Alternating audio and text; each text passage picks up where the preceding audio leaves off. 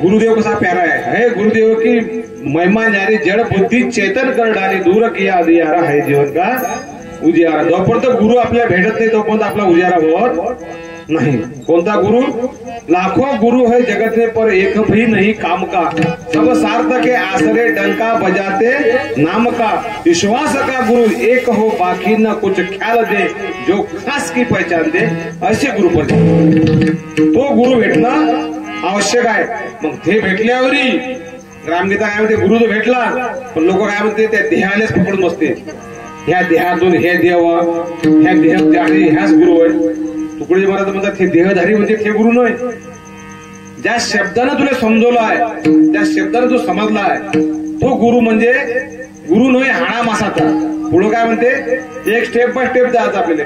गुरु नव्हे हाणा मासाचा, गुरु नव्हे जाती संप्रदायाचा, गुरु शुद्ध आत्मतत्वची आहे अनुभव यांचे। शुद्ध ज्ञान तत्व ज्याला समजलं तो त्याचा गुरु। गुरु ते सांगते तू नेमकं काय कर।